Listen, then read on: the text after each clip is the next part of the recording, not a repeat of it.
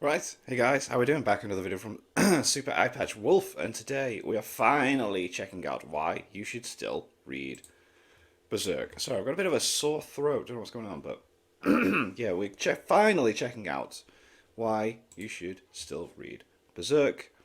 I haven't read any of the new chapters that came out from the other guy that was taking over, wasn't it his assistant or something that was taking over? Um, but yeah, I completely caught up with where the original um, author got up to, and yeah, let's see what this video is about. Berserk began in 1989 in Monthly Animal House magazine, Damn, written and illustrated by Kentaro Miura, it's 2 years a after I man was as born. talented as he was handsome.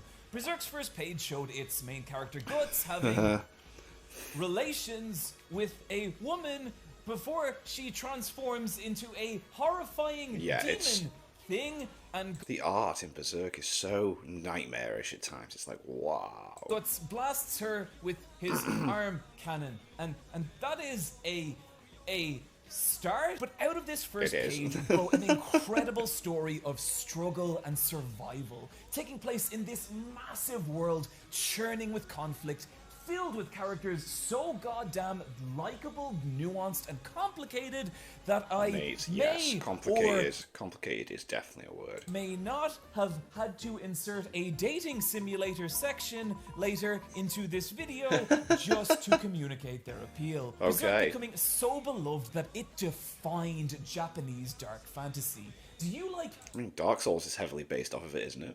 Dark Souls? Oh, there we go. Do you like ridiculously Alright. besworded sad boys? Well, buddy, you like Berserk. Yeah. The series' influence only growing with the 1997 anime. What was that? Not BlazBlue. It wasn't BlazBlue. What was the other one? Ah, I think it might have been. No. Which was really good. The 2012 film trilogy, which, if you've ignored some of that 3D, is really good, as well as the 2016 television anime, which is Really bad. Really overseas. However, it was kind of a different story. Berserk didn't get its first official Western video release game. until 2000. With the Sega Dreamcast game Berserk Whoa, Millennium Dreamcast. Falcon Arc Chapter of the Flowers of Oblivion. What? Okay. But as early as 1994, people like Andrew from Kent State University were using Usenet profiles, Andrew, bellowing you into the clever man. void that was the dial-up internet, desperate for any new information on Berserk, Dial-up was such a pain. and being met with only silence. Don't worry, Andrew, we are all here with you now, because Berserk's influence slowly began to spread as staticky VHS ripped fan subs Wow. crawled across 56k modems. All that noise in the background is giving me shivers about the. Pockets of online fans Just a random one. I remember. I don't know if I told this story. Daft Punk released like a Daft Club album thingy, and one of the tracks opened with the dial-up sound. And I remember back in the day, my mum got angry because she thought I had gone onto the internet without asking permission because she wouldn't be able to use the phone. galvanizing into dedicated communities such as Black Sun over Midlands and SkullKnight.net. Communities that would both preempt and evolve into the massive dedicated global Wow, fan that's base cool. that would stay loyal to Berserk through decades. Even when Berserk's later releases slowed to the point that Guts could spend 8 years, 6 months, and 18 days on a boat, it did not matter. Berserk's fan base did not wane. Yeah, like the fan base waited so long in between chapters at times, didn't they? It's like unreal. I had a mate called James who used to go on about it, and this was before I was even interested. I was like, whatever. And then I got into it, and it's like, wow, people waited heck a long time. Each new chapter becoming a news article worthy event. Because when you read a new chapter of Berserk, you weren't just catching up on some manga you liked, you were living the latest piece what a of story. Guts' beautiful, tragic story. Taking one more step towards the fated day when the Black Swordsman Guts would take his vengeance against the Falcon of Griffith. Light, Griffith.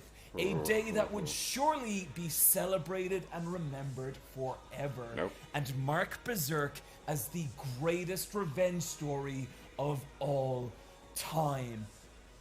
And then Kentaro Miura Yeah. died. Yeah. And that never happened.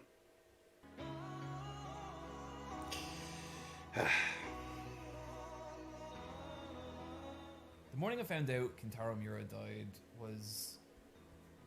I couldn't process it at first. It was only later that day when I'm standing in Dublin Zoo and it's like pouring rain, and I'm staring at this massive, beautiful gorilla, and he just looks so tired and sad. Oh. And something about that just hits me.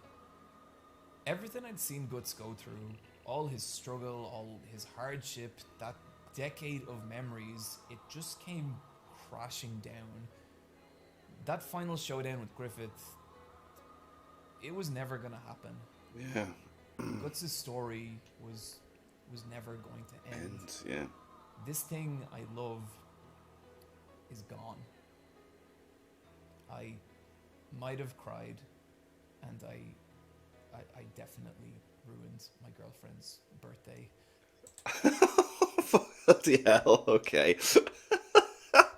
So today, this fucking Jesus. mess of a video is gonna be in 2 parts. Okay. If you love Berserk and have been with it as long as I have, this first part is not for you. It is for your friend who you have been trying to get into Berserk for years. Okay, interesting. Yeah, because I only got into it last year. Berserk and One Piece, I got into both like the same time, pretty much. Yeah, kind of. I don't know. Kind of glad, really, because I didn't have to wait like other people did with the Berserk chapters. But highly recommend the story, though. My God. And to that friend, thank you for giving this video a shot. I know I talk too slowly and dramatically, but you will get used to it. I really think Berserk is one of the best stories we as a species have ever created. And that's not just hyperbole.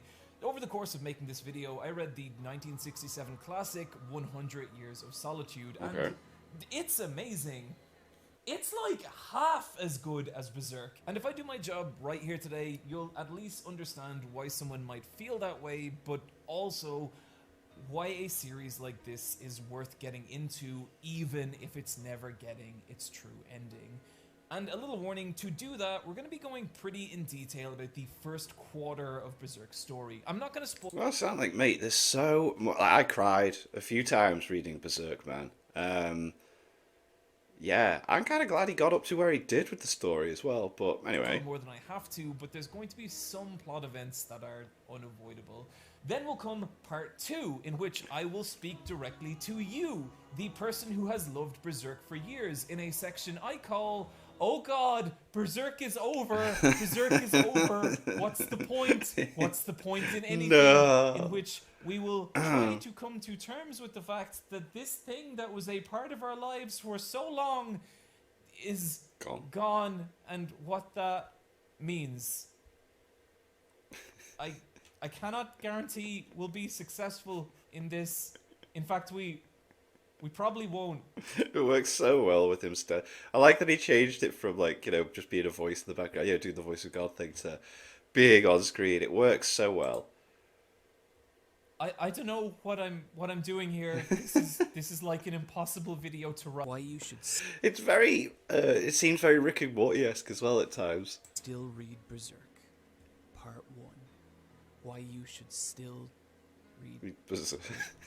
Damn it! So, Berserk, Chapter 1, Page 1, the aforementioned Cannon Blast concluding demon sex scene. And I want to start here because I think it's kind of emblematic of early Berserk in that it's not that good. Okay, I just want to preference that statement with like a million asterisks. Please just chill out in the comments for like 1 goddamn second. I am going somewhere here. If you children will just let me. Like its first page, the opening chapters of Berserk present this jagged, cruel world. Yes, a very place much where so. monstrous demonic nobles devour peasants whole, and the night crawls with unfathomable horrors. Yeah, but we need to go back and see why it happened. But rather than our hero Guts feeling like the savior of this world, he more just feels like one more terrible thing in it. Yeah, he's He an doesn't hunt addition these to demonic it. Yeah. nobles out of a sense of good or righteousness. He does it because he fucking hates them. And you can see this in how he won't just kill them,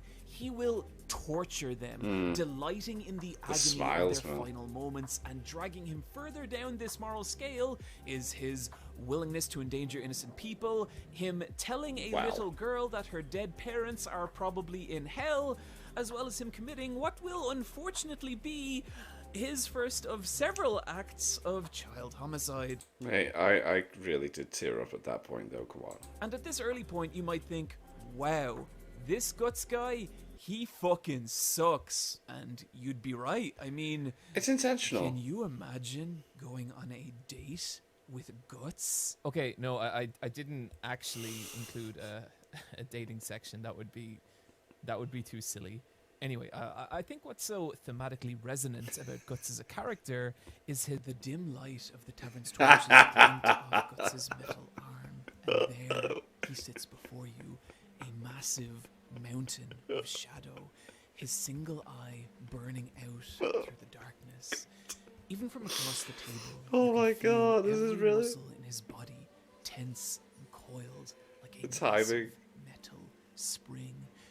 You try to speak, but when you open your mouth, you're flooded with the taste and smell of steel, gunpowder, and blood. Oh no. Your eyes watering, your voice dry and cracked.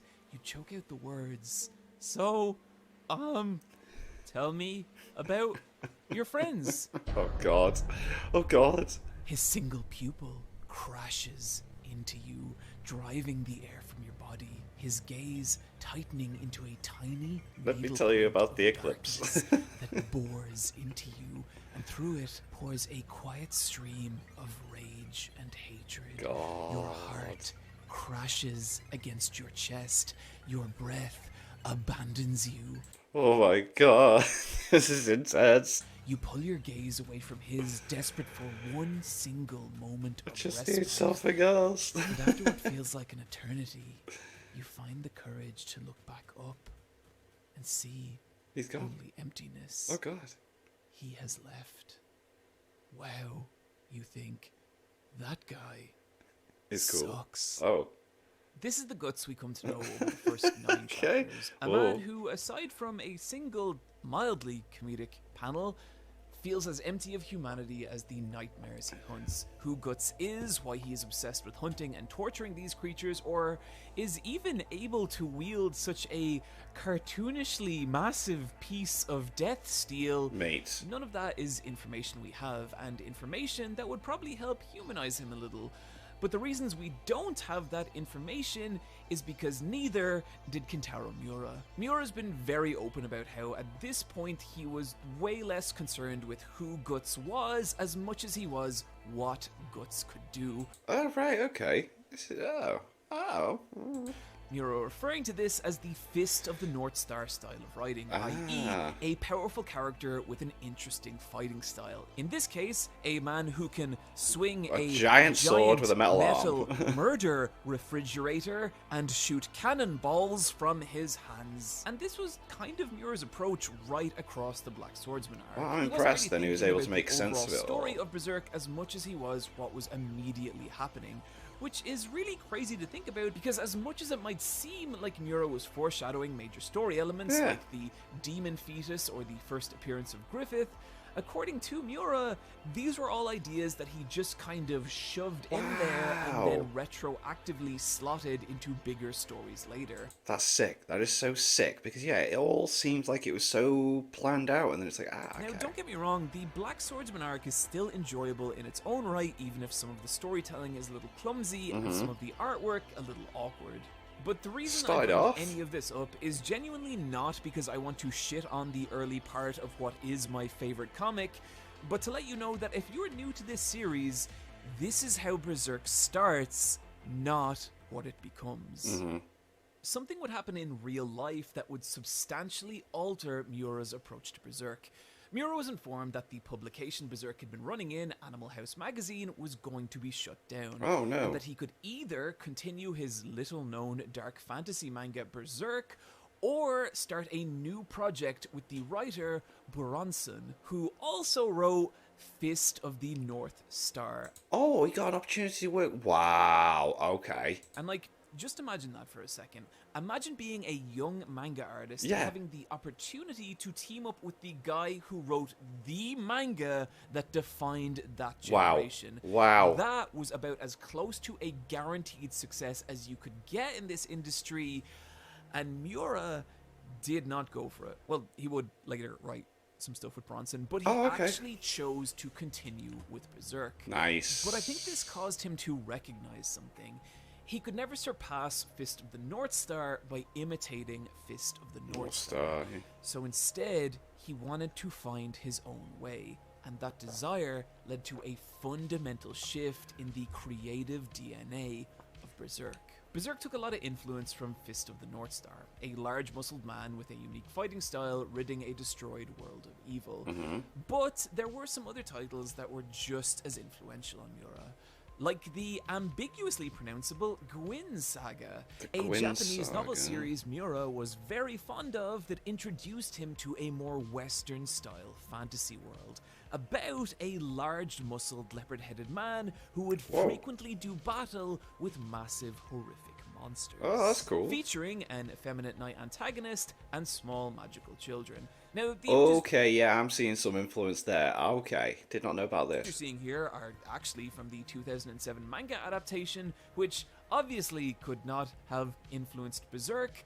But I bring them up because I think it's interesting that when you visualize the world of Gwyn Saga's novels, how closely those images resemble Berserk. Okay, And yeah. also, just because I really love how Hajime Sawada draws Goon.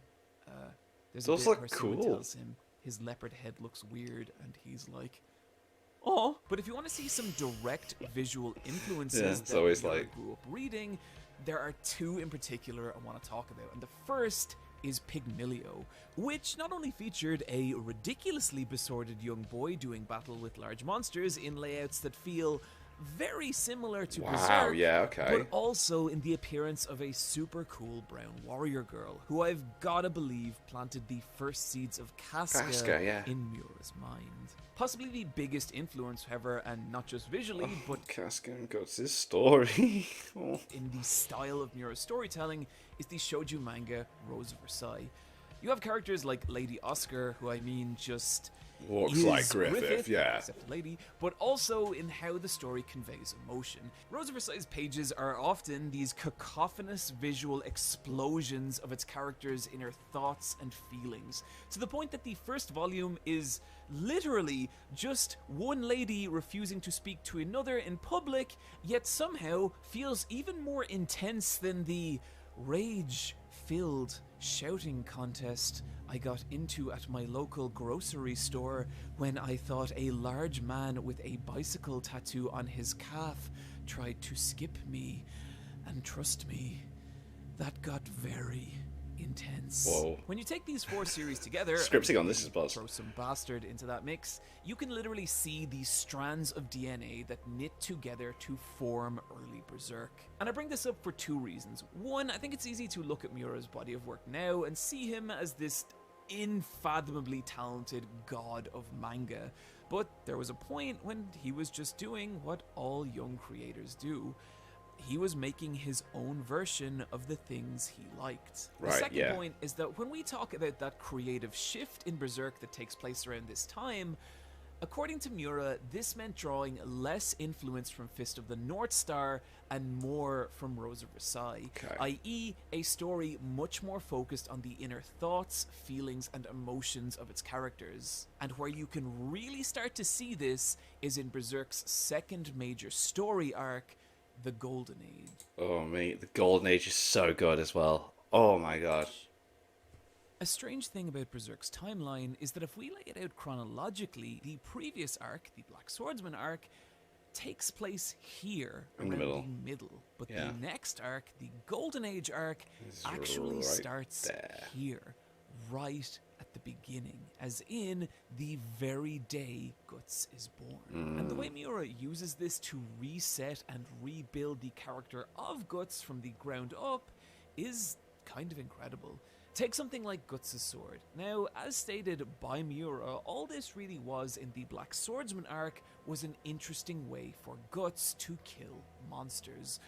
But over the course of the Golden Age arc, we watch as it transforms into a What it is now, yeah. genuinely great piece of The characterization. Dragon Slayer. Ever since Guts was a child, his sword has been a way to connect to other people, as we see in his relationship with Gambino, the cruel leader of a mercenary group who adopts an orphaned Guts, viciously beating into Guts the ways of battle, and yet not even caring about Guts enough to get him an appropriate sized weapon, forcing this child to train with a massively oversized It makes sense. sword. It makes sense, doesn't Meaning, it? Because we've already Guts seen fights it. like this because it is literally all he has ever known. The only way Guts can get anything resembling love from Gambino is by succeeding in battle, forever imprinting in Guts that his self-worth and value to others is tied to his ability in combat. And it's heartbreaking watching this child trying to win the love of this cruel man. Oh, God, especially what happens And to even him more so afterwards. when Gambino sells Guts' innocence to another mercenary. Oh. If that sounds bad, it is. We'll get there.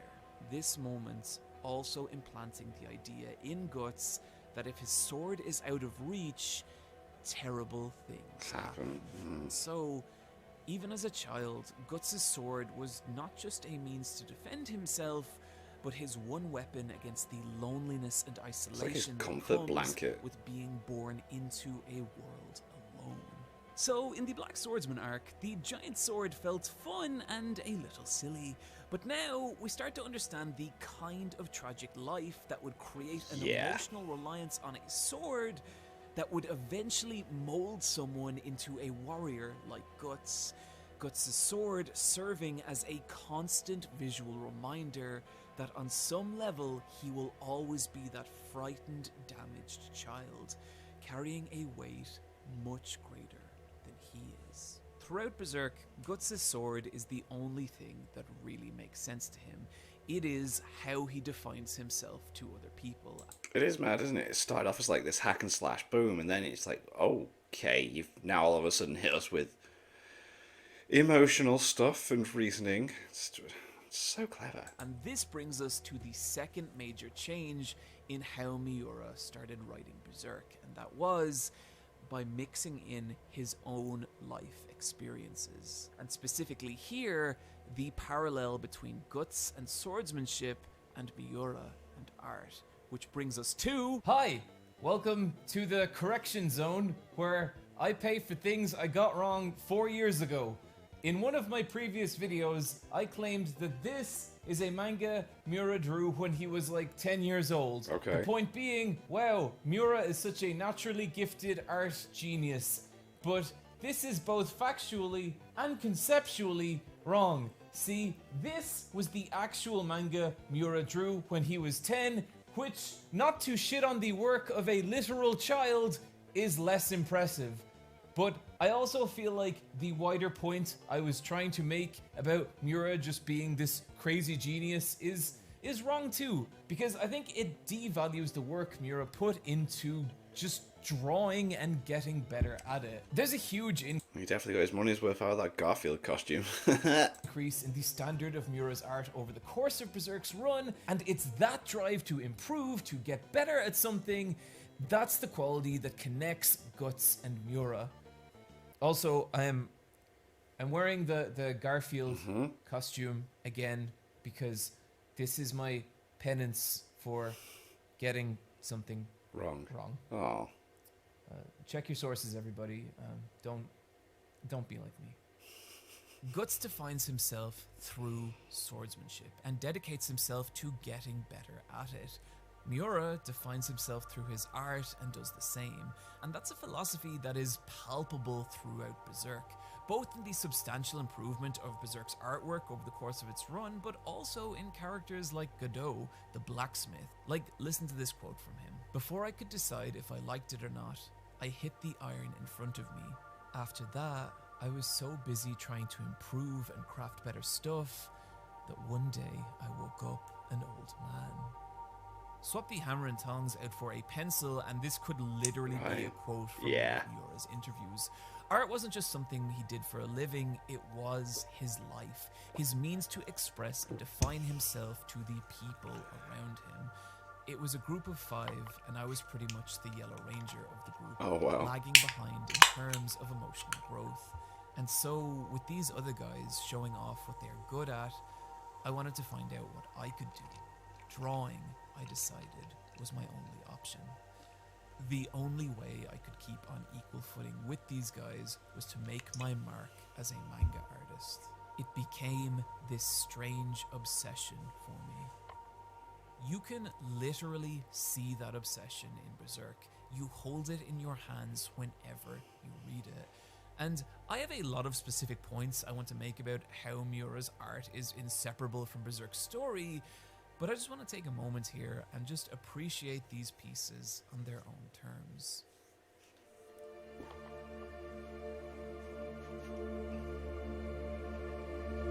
Mate, oh, this looks so good.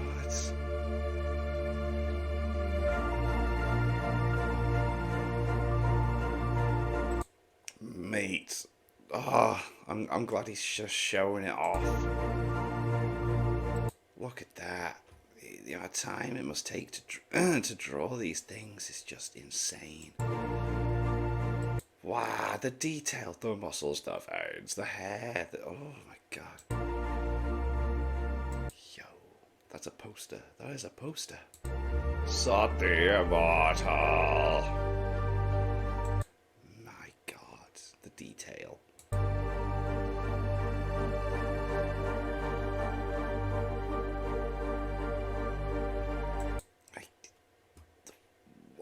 It's just otherworldly and just out there. The imagination.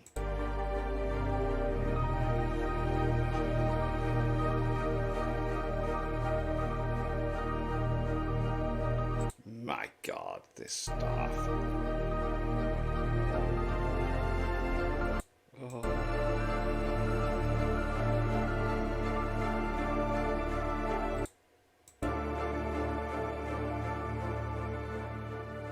Wow, look at that. That's insane. That is absolutely insane. That is so freaking good. Oh my god. Yeah, Griffith, man. Miura poured himself into his art. Yeah, you can see it. The same way Guts You can poured see it. himself into swordsmanship. And I feel that. People will find reasons to dislike you. They will find reasons to dismiss you and diminish you. But get good enough at something, and what they cannot do is ignore you. Guts' swordsmanship is his way of letting the world know he exists. A bridge between himself and other people. And it's where that bridge leads in the Golden Age arc that the real heart of Berserk begins to form. The Band of Hawk are every teenage friend group you were a part of. They are each 2 a.m. hangout outside an abandoned cinema. They are every nighttime conversation of Metal Gear Solid 2 whispered over cans of Dutch Gold. That was probably a little too specific. Very specific, They yes. are your first family who are not your Blood. family. Yeah. And I love them. Each member of the Band Band of of the the Hawk Hawk was was class. based off a person from Miura's teenage friend Oh, group. And I cool. think that's a big part of what makes the bond between them feel so genuine. But things don't start off that way. After things go wrong for Guts and then go wrong he finds himself wandering Midland's landscape alone, his Chased by thick wolves, little man. skull devoid of any thoughts except how to survive to the next day, which leads to him becoming a wandering mercenary.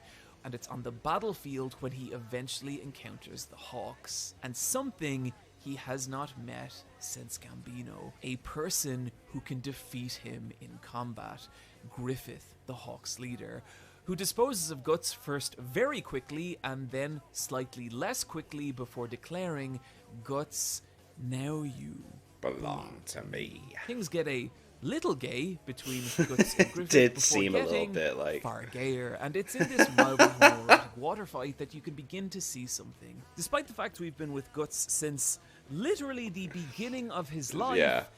this is the first time we've ever seen him act like a child. Yeah.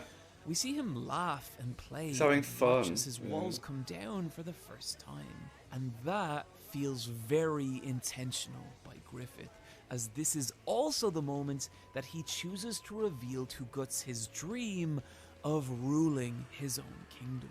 And imagine what that was like for Guts. Imagine fighting and struggling your entire life just to survive one day to the next. And then imagine meeting this person who sees far beyond what is into the distant future of what could be. That is massive for Guts. But each member of the Band of Hawk has a similar effect on him. Rickard is the little brother who thinks everything you do is amazing, an admiration and affection that is completely alien to Guts. Pippin physically drags Guts out of his own isolation and forces him to connect with the people around him. And Judo confronts Guts with the idea that maybe life is more than about survival. Oh, I hate the eclipse. Maybe here he has found a place that he could actually be happy. And Corcus, well, Corcus is just kind of a dick, really, but in a way that he probably cares deep down. And together, all these connections begin to change Guts. The violent and frightened child starts to grow into someone who cares about other people and even relies on them. Guts fighting as a part of the Band of Hawk and even becoming their raid commander in battle. And it's in these battles we start to see something else. Berserk is fun? This is something I genuinely don't think is talked about enough with Berserk. It is a blast to read, and I don't just mean that it's funny, although it is that too. It does have its moments. Like this bit where Griffith's like, "Hey, Guts, check out this porn I found." No, I mean that Berserk is fun in the same way a roller coaster is fun, in that it feels exciting just to experience. Yeah.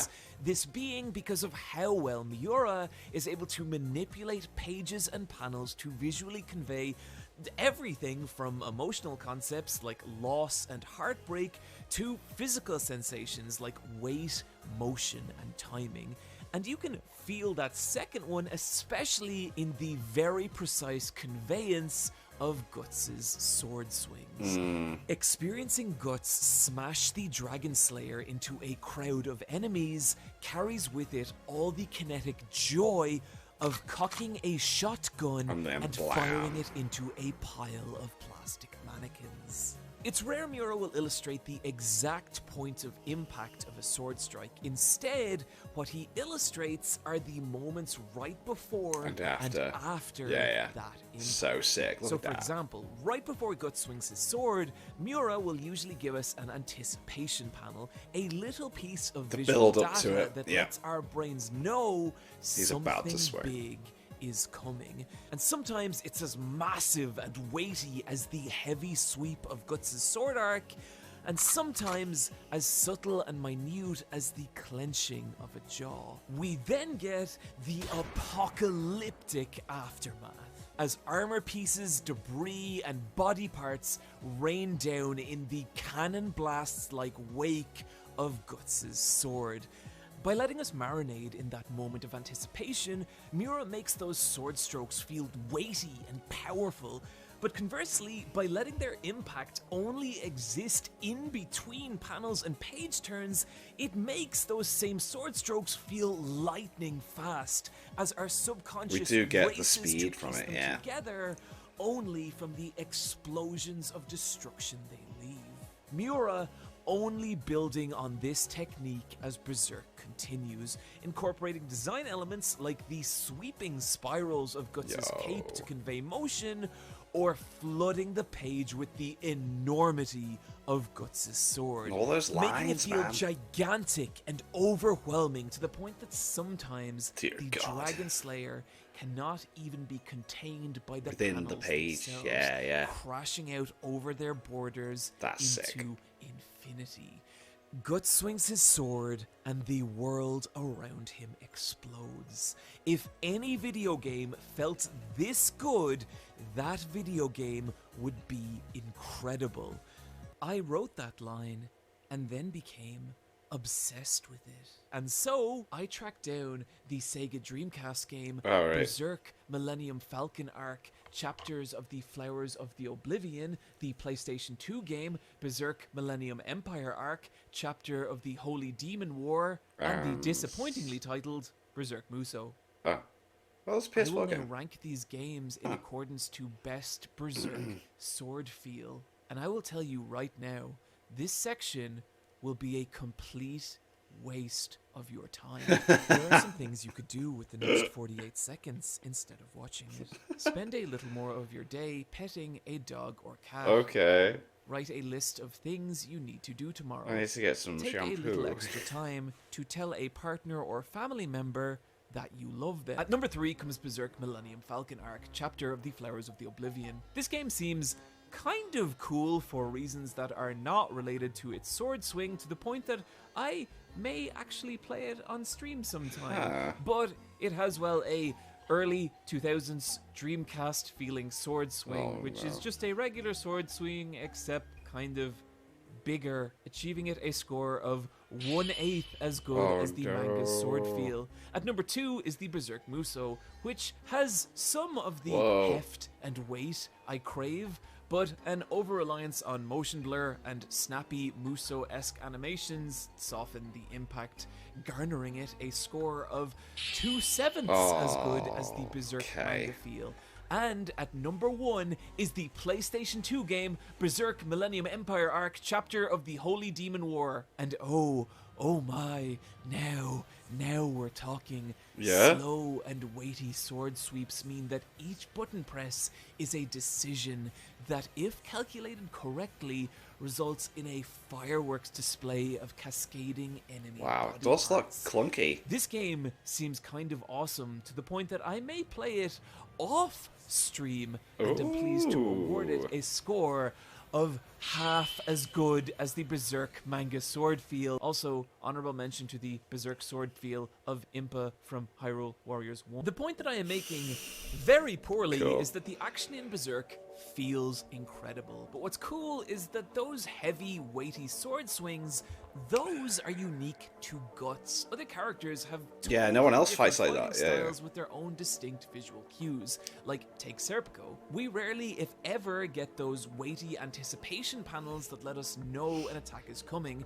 because Serpico's fencing-style swordsmanship is defined by light speed stabs and slashes. Yeah, his speed himself, like yeah. Isidro. After Guts tells him that he will need to use his small size if he wants to be effective in combat, he develops this chaotic way of fighting that uses rolls and low attacks, transforming the his page into movement this all over the place, haphazard mix of chaos. Or the Tapasa, who use their massive knotted bodies they're crazy. to bulldoze through enemies and armor. Miura, unlike Guts' sword strikes, now focusing directly on those moments of singular impact. In one case, even letting a Tapasa fist burst out into Z space towards us, communicating the intense fury and force these characters are capable of. And then there's someone like Shirke, who is basically a tiny witch nuke as long as she has time to prepare a She's spell, cool, man. which She's cool. explode into these double-page spreads of just magical chaos, and it's beautiful. Each fighting style feels unique, each has a ton of character, and when those different fighting styles clash, it can result in some incredibly fun and tense tactical combat. Definitely. Hello, it's the correction no, what zone did you do again. now? In a previous video, I said how I don't think the action in Berserk had strategy to it, and in hindsight, that is silly and wrong, especially after the halfway point. Take the fight between Serpico and Guts. Oh yeah, that's very when tactical. Serpico fights Guts on the side of a hill in order to stop Guts using his Just gigantic swing his sword, sword, yeah. meaning that Guts has to fight with bombs. It is a fight layered with strategy, and it is great. I think I only said that because I thought back then that if you said something good about something, you have to say something bad as well. something bad to balance it out in Yeah. order to come across as like That's not true. objective You don't have to do that. or It's fine, it's fine. or like It's okay. fair, It's fine. and I don't care about being those things anymore. Also, this is kind of separate, but I think in that first Berserk video, I was really unfair to the director of that series, and in hindsight, that was a really shitty thing to do, because I don't know what happens on that production. I don't know that it was his fault. So yeah, I feel like I should say that. Nice of you. The action in Berserk is exhilarating, meaning you feel all the heart-pounding tension that its characters do, and as a result, it feels like you're right there with them, and that's important because it's through those battles a lot of the bonds between characters really form, and particularly with the Band of Hawk. You see them face gigantic, immovable armies and horrifying, dangerous creatures, but together they survive. And they keep surviving, and as they do, the bonds between them grow ever stronger. And through those bonds, you start to see Guts become a real person, as the many scars of his horrific childhood begin to heal. One character more important in that healing than any other. As a child, Casca's parents sold her to a not at all creepy, rich nobleman, only for that nobleman's intentions to become horrifyingly apparent as soon as he has Casca alone, in an attack that is halted by the random appearance of Griffith. But critically, Griffith doesn't save Casca here. What he does is throw her a sword with which to save herself. And through this one small gesture, Griffith causes an internal revelation in a young Casca that is so strong, it transforms what she becomes. Casca now honing her skills as a warrior and tactician, rising through the ranks of the Hawk, standing at Griffith's side, having now dedicated her life to his dream. But even more than that, she's become his confidant, the only person Griffith allows to peer past his heroic veneer to the person underneath. She sees the toll Griffith's dream takes on him, and it makes her want to be stronger, the two sharing a special connection like no other, at least until Guts arrives. Yeah. And Casca fucking rules. Like so many She's of class. the best supporting She's so characters good. in Berserk, she feels like the protagonist of her own story. Her dedication to Griffith driving her to become the person she is, and I love her. I mean, can you imagine going on a date with Casca? Okay, no, there's actually not a date this time. Delight dances in her golden brown eyes as she selects an item from the tavern's menu she's never tried before her gaze Oh my falls on god. you. Oh, For hello. moments, Hi, Casca. there is only stillness. She's measuring you, considering these small details of your appearance before a small smile tinges the edges of her mouth. She asks you about yourself. Oh, wow. And there's a blunt, nearly forceful edge to her questions. It's a little intimidating, but also invigorating. You begin to feel your mouth run dry as you realize nothing you say seems to be particularly impressing her, but neither does she dismiss it either. Rather, her face begins to fill with a careful understanding. And as little pieces of herself begin to fall into the conversation, you realize something. Every word this woman speaks, every subtle movement she makes, whether it's musing that no dress seems to fit her broad, battle-toned shoulders, or biting with vigor into the unusual lobster dish that has just arrived, there's a conviction to this person. Damn, okay. This is not someone who has borrowed their identity from a book of poems or inspirational Twitter account. This is someone whose every belief has been forged in experience and conflict, transforming her into something real. Somewhere from deep inside you, you feel it. This woman could destroy you at chess. This woman would dismantle you in a bare-knuckle boxing contest. Probably. And in that moment, you find it very difficult not to fall in love with her just a little bit. This is the Casca that he sees, but just like a romantic comedy featuring Meryl Streep, Steve Martin, and Alec Baldwin, it's complicated. See, Guts likes Casca, Casca likes Griffith, and Griffith likes Guts, and yes, I am robbing this bit from one of my old videos, but if me from 4 years ago has a problem with it, then he can come fucking fight me! Casca despising Guts initially, not only seeing him as a liability due to how unpredictable he is in battle, Yeah. but also a person who has stolen Griffith's attention away from her. So how But dare over years of battling He and was surviving mine. together, Guts and Casca do grow closer. First as friends, and then more. They start to see each other's fears, their vulnerabilities, their weaknesses, and out of that grows something more tender. And it's here we get to see another of Miura's strengths as an artist. As discussed for perhaps far too long, Miura is incredible at conveying large, bombastic action. But just as important to Berserk is his ability to do the opposite. To capture these small moments of quiet intimacy. Yeah, you do between get what's characters going on and screen. fill them On screen? with On paper. emotion and On page. meaning in In a pad. way that feels just as impactful as the giant sword swings. Like, I know I've talked about it before in one of these fucking videos, but there's this one page of Casca and Guts kissing for the first time, and just the way Miura conveys this moment. The tight, restrictive panels capturing all the minute, awkward little movements of the two. Through them, a subtle, intimate narrative unfolding. Guts, finally overcome by his affection for Casca, attempting to kiss her, attempting to comfort her. And for a moment, she feels the same, but she can't. Her responsibilities hold her back. Her loyalty to Griffith holds her back until finally, for the first time in her entire life, she just lets it all go. As the page itself opens out into this monumental moment as the world around them falls away and only they exist. What follows is, well, a chapter of very tender boning, which I would kind of like to talk about, Tender but for boning. several reasons I'm not going to. But it's simultaneously in this chapter we see something that is both really special about Berserk, but also easily its most controversial aspect. So I am going to drop a giant content warning here. Berserk depicts awful things. And Yes, if you are it the kind does. of person who can have your day ruined by experiencing the wrong piece of media, I would strongly advise looking up a specific list of content warnings before starting Berserk.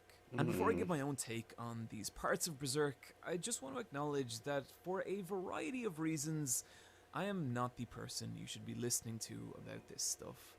But my podcast co-host Neve tells me that YouTuber Lady Emily has a video where she discusses these parts of Berserk. Okay, interesting. And full transparency, I have not watched this video because I don't watch videos on media I'm going to write about, but if it's anything like Lady Emily's other videos, it's likely excellent. Okay. But as for my own, probably flawed perspective on this, Berserk at multiple points portrays the most heinous things it possibly can. Really in its does. Characters. It doesn't There's a reason that certain people call Guts the struggler. That's, yeah. always justify it, and sometimes it feels gross and exploitive.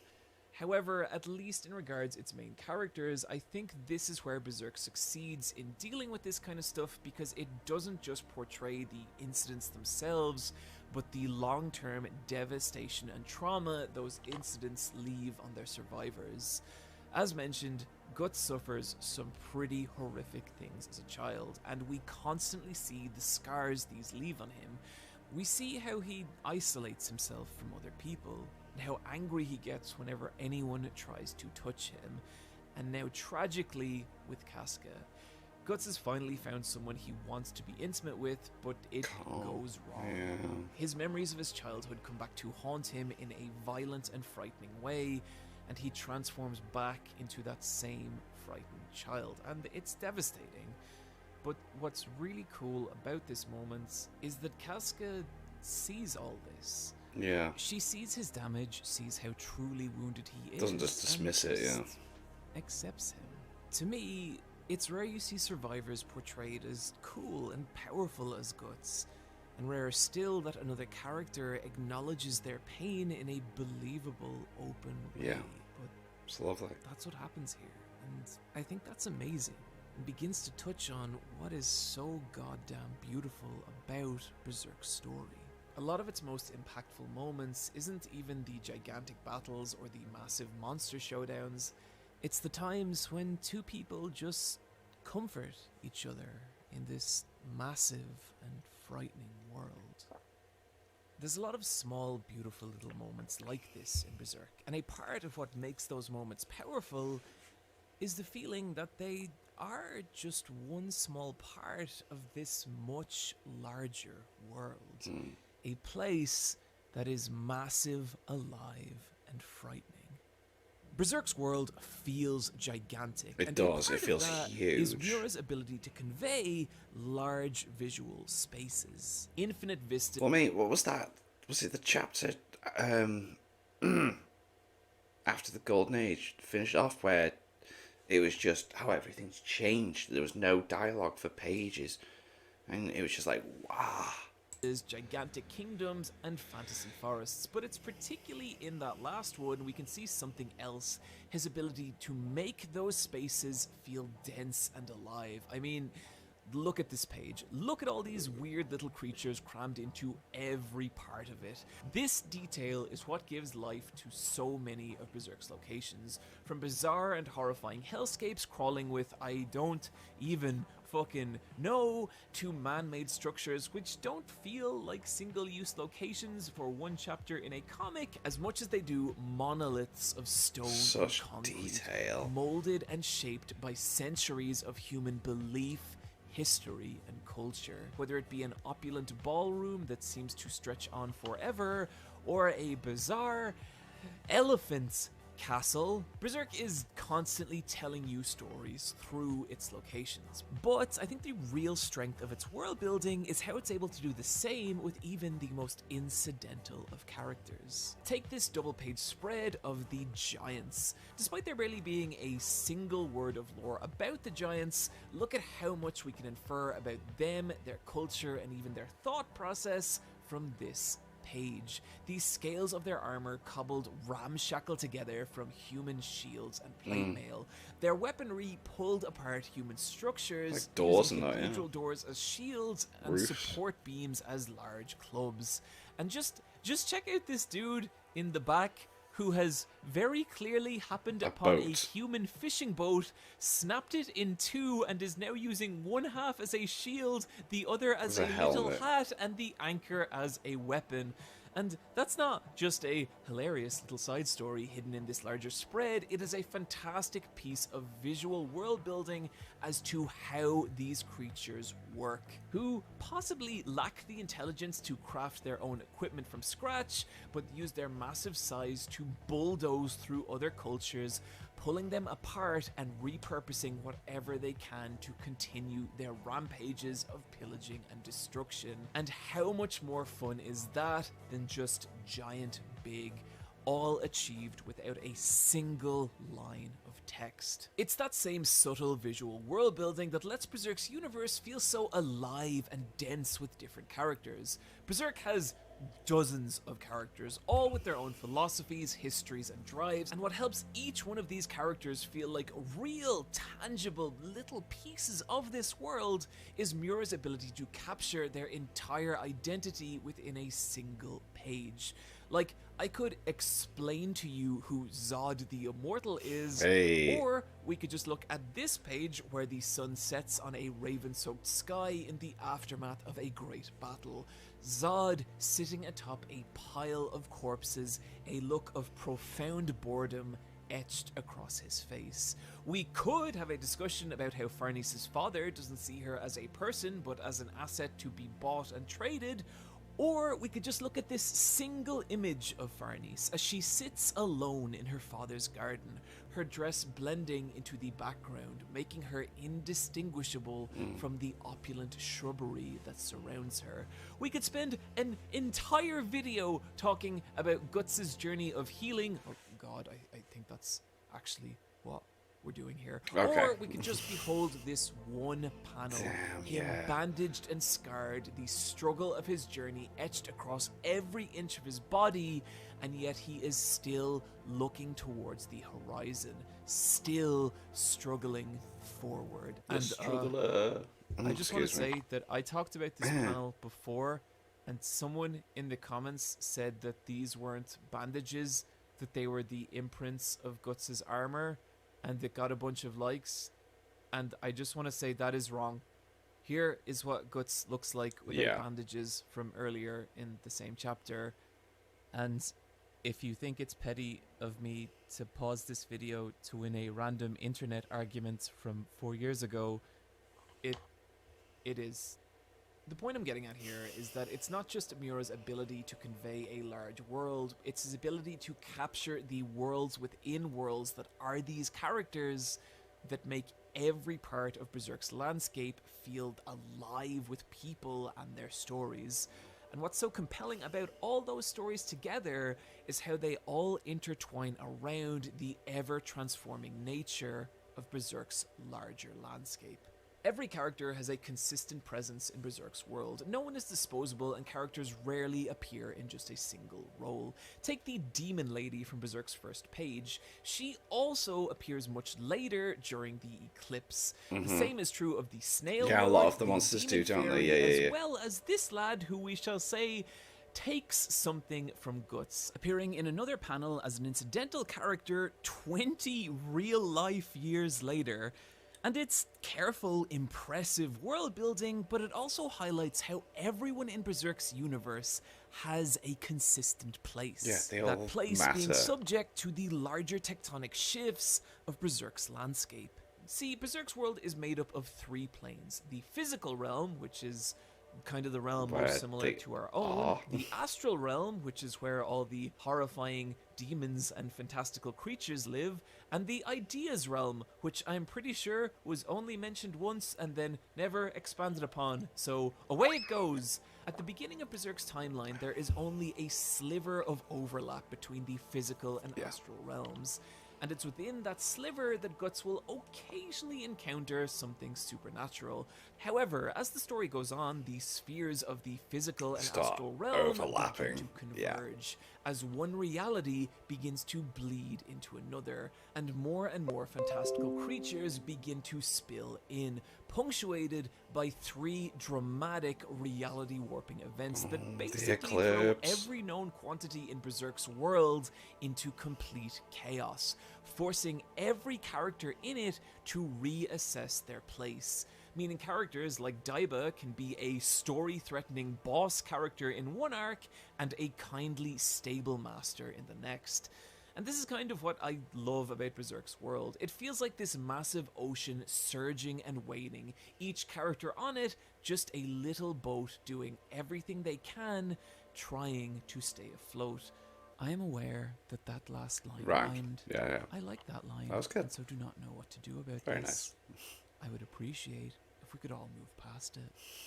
Thank you. Berserk's scale and density. Gotta say though as well, the scripting on this, the comedic timing, everything, like, it's great. This video so far is awesome. Really well done. And the editing, music, everything. Freaking spectacular. Are a part of what makes those intimate human connections feel so meaningful. The other part being how those connections shine against the darkness that is Berserk's wider landscape. Because you see, this place is also a total nightmare. If Kentaro Miura had wanted to create horror manga, he would have been exceptional at it. He's got this uncanny talent to draw out the unsettling, frightening side of even well-worn fantasy tropes like trolls, ogres, angels, centaurs, and make them feel fresh and alien and dangerous. Yeah, they do seem very Coupling different. His ability to create imagery like this with his capacity for thick, dread-filled atmospheres, resulting in isolated moments of genuine horror brilliance. For example, Rickard is out late one evening collecting water, but as the moon rises, he begins to notice some very strange things indeed. Oh, mate. He starts to make his way back to his tent, only to find, save for a few flickering embers, the entire campground Gone. bathed in darkness, except for a single lit fire right at the center of the camp. And as he approaches it, something begins to float out of the darkness. Oh, mate, yeah. A bizarre, hovering torso.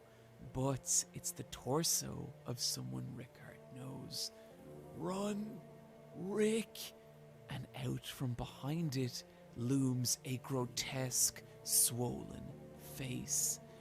Rickard recoils in horror. We turn the page and... Wow. Scenes like this are terrifying in all the ways traditional horror comics can be, but where it becomes genuinely powerful is when we dig into what Miura's horror is saying. A big influence on Miura was the 15th century painter Hieronymus Bosch, and particularly his infamous paintings of hell. And we know that because Miura literally put one of those paintings in Berserk. And I think it's interesting to look at these paintings and try and discern what is so frightening about them.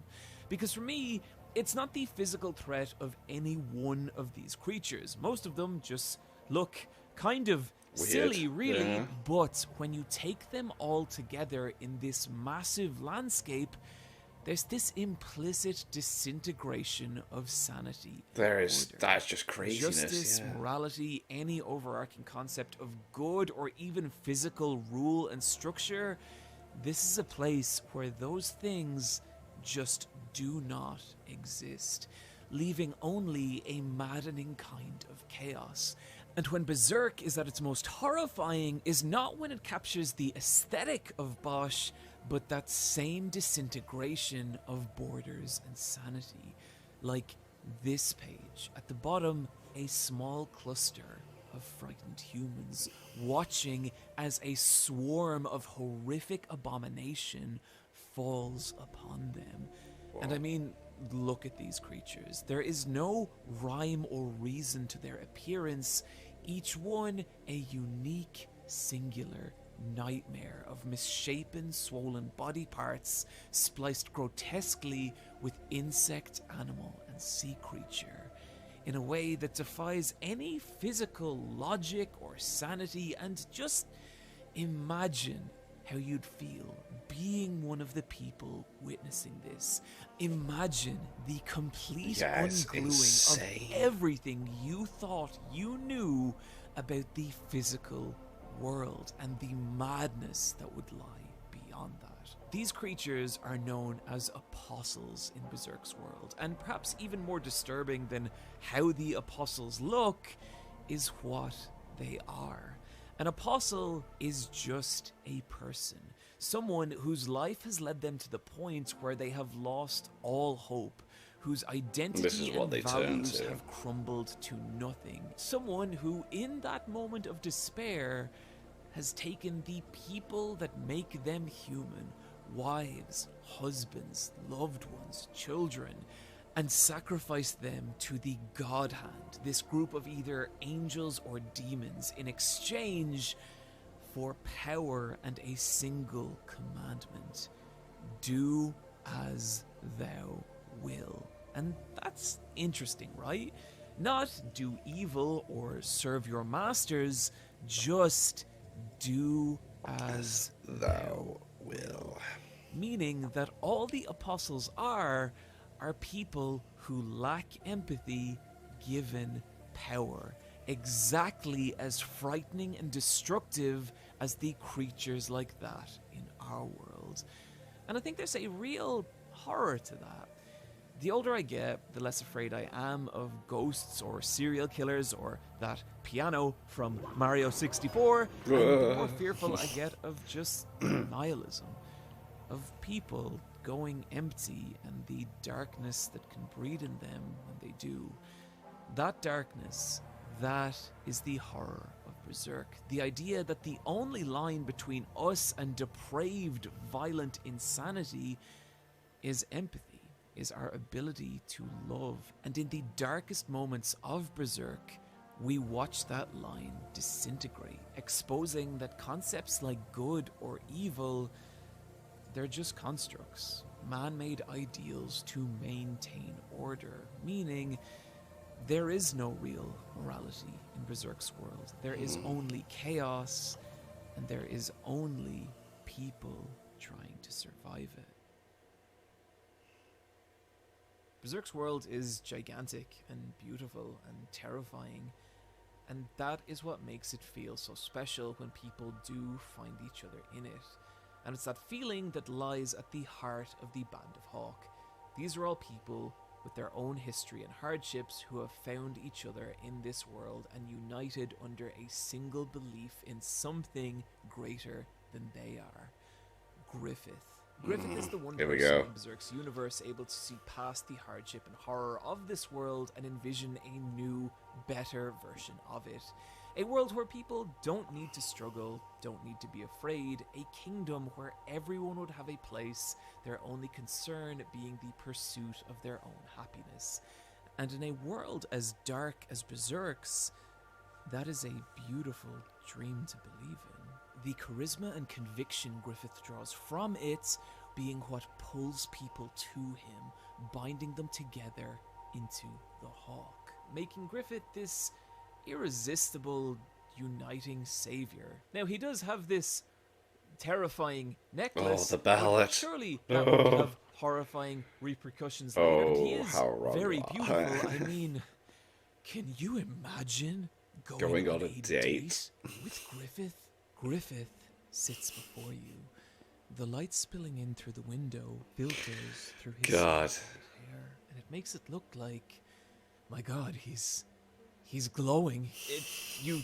You struggle to find words, anything to carve a verbal path between you and this divine creature, when suddenly he raises his goblet to his porcelain lips, only for a tiny drop of crimson liquid to plummet from it, splashing gently against his pristine white God. armor, Ugh. and it leaves a tiny red blemish. His eyes glance upward, meeting yours, noticing you, noticing this, and across his cherubic face escapes a gentle, mischievous smile, Oof. as if you've both just experienced an intimate, private joke. Where'd the red the dot rest of go? the world Where'd the red dot go? will never be privy to. But it's In gone. that moment, only you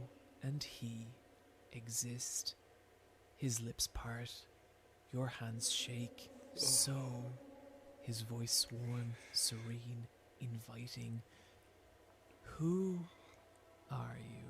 This question collides with you. My God. Nothing in I its don't tone know. implies I don't know who I conversation. am. He's really asking. He really wants to know what you are Oh my God. at your core. I don't know. And it's intoxicating. I need you Before to can help stop me. yourself, all your hopes, all your fears, all your dreams, they all spill out of you. And as they do, Griffith's gentle, powerful gaze never leaves yours. His eyes taking in each little detail. It is the most seen, the most understood you have ever felt in your entire life. God. Everything about this man, the way he speaks, even the way he looks at you, he doesn't just see all of what you are, he sees all of what you could be. My And he potential. makes you want to become it. It is impossible that a man like this would not achieve his dream, but maybe, just maybe, if you fulfill his expectation, there is a place in that dream for you beside him. This man makes the future make sense, makes you make sense. Thank God my life all And in makes that sense moment, now. it is impossible not to fall in love with him completely. Oh, okay. This is how everyone sees Griffith. He is the promise not only of a better world, but of a better you. A future where the things that scare you, the trauma that haunts you, it all fades away. And how powerful is that in a world as massive and frightening as Berserk's? That dream being what binds Guts, Casca, Griffith, and the Hawk as one, overcoming the impossible, fighting and winning again and again and again, till together they start to feel invulnerable. Yeah, man. All the Ain't nobody horror taking us of this down. world, it doesn't We're exist. getting to the peak now. Only they do. And this, to me, is why this arc is called the Golden Age, yeah, It yeah, is the time in your life when you are surrounded by people you love and who love you, where together you are invincible. Each day is worth experiencing, and every experience carries value. A time where you find yourself staring out over the rest of your life and thinking, I would be okay with these days lasting forever. I hope these days last forever. They don't. Mm-hmm. Do you ever get to know someone and they become like the coolest person you know? Their conviction, their drive, their willingness to do whatever they have to realize their dreams, it's inspiring. And it makes you feel like you could be that kind of person as well. But then, every so often, there's just this little flash of something else. Sometimes it's as subtle as a single murderous glance shot across an empty hallway, or as emphatic as a house full of screaming people burning against the night sky. What if you came to understand that every wonderful thing this person made you believe, none of it was real? It's a lie. Your future together, the better version of yourself that could exist, it's all a lie. What if all the things this person was willing to sacrifice to achieve their dream included You. you? Yeah. Guts and Griffith care about each other deeply. To Guts, it's a pure kind of love. Sound on that. Admira- I got chills. I've got chills, man. Ooh, that the talking, the music, especially knowing what happens. Mate, goosebumps. This is so good. For this person who saw something in him, who raised him beyond the traumas of his past and gave him purpose, gave him a family. But for Griffith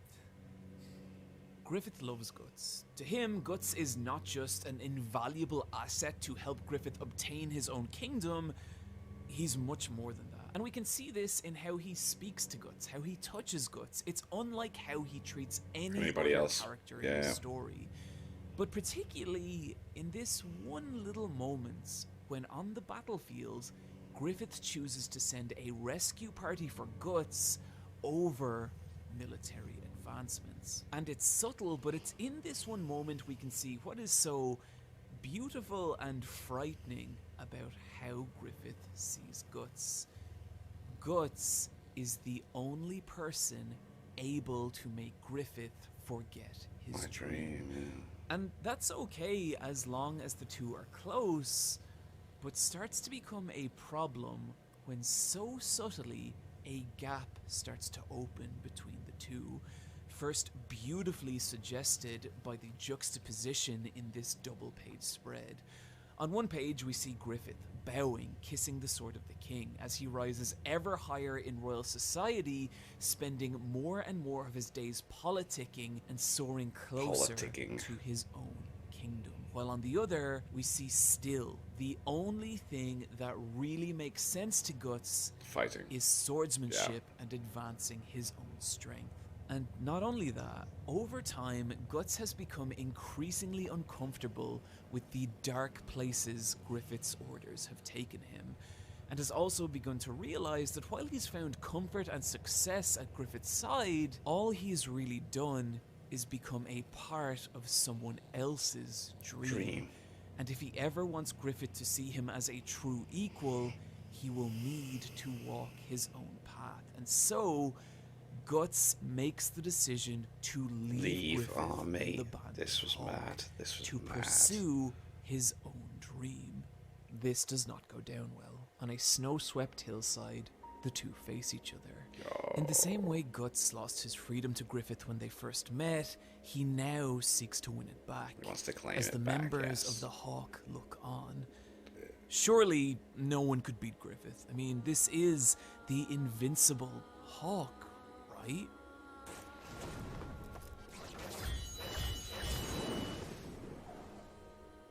It's over. So sick. In an instant.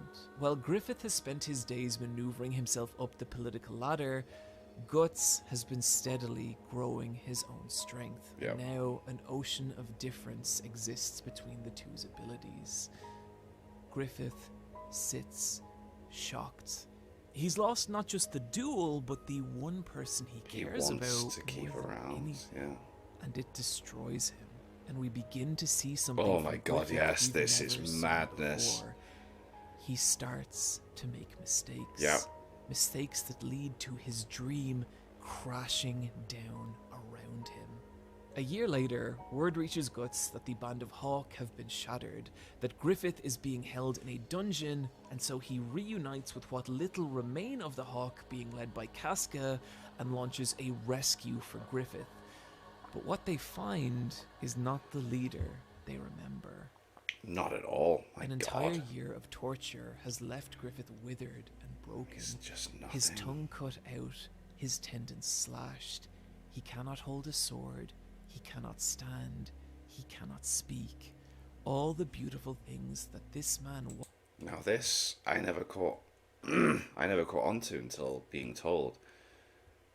You think this is like a nice emotional moment,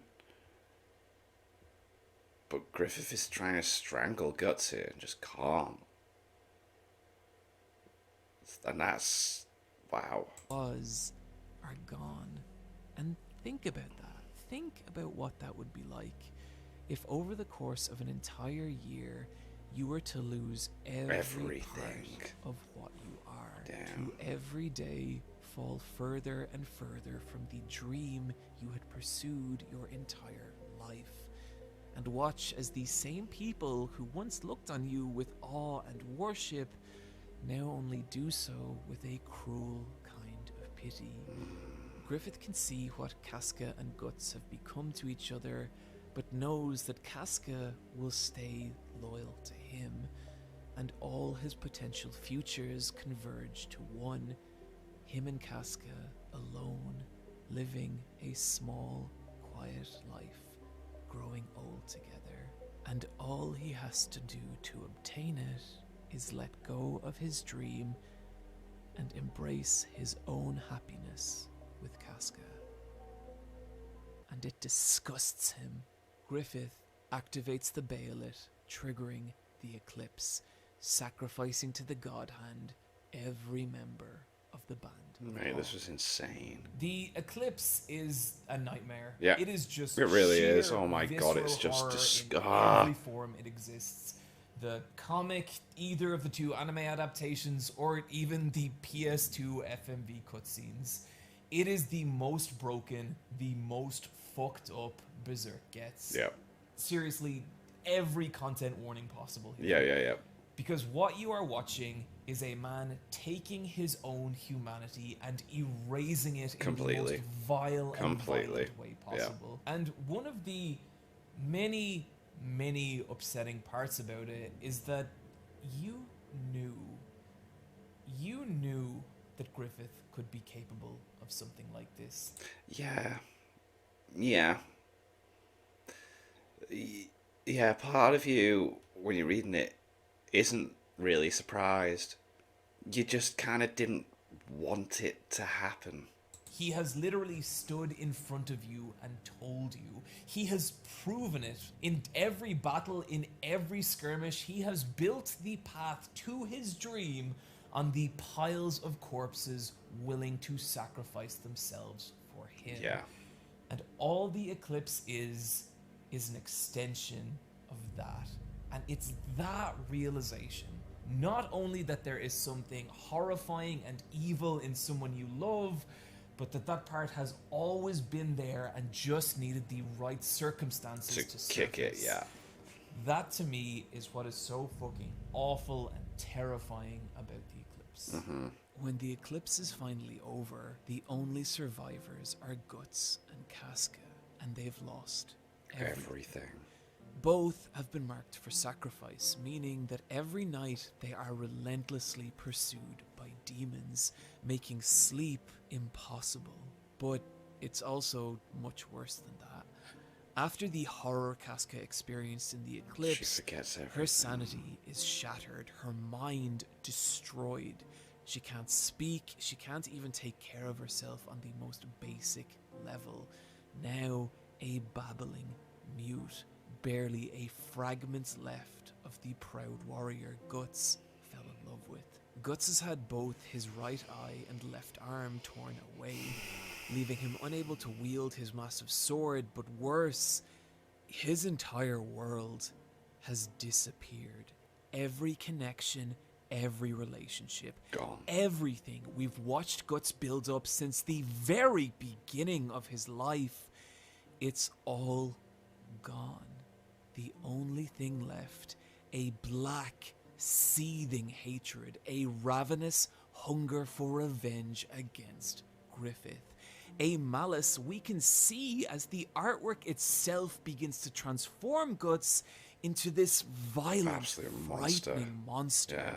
And this is the man we meet at the very beginning of Berserk's story in the Black Swordsman arc. And I think it's incredible how this story retroactively wraps around and makes the Black Swordsman arc amazing.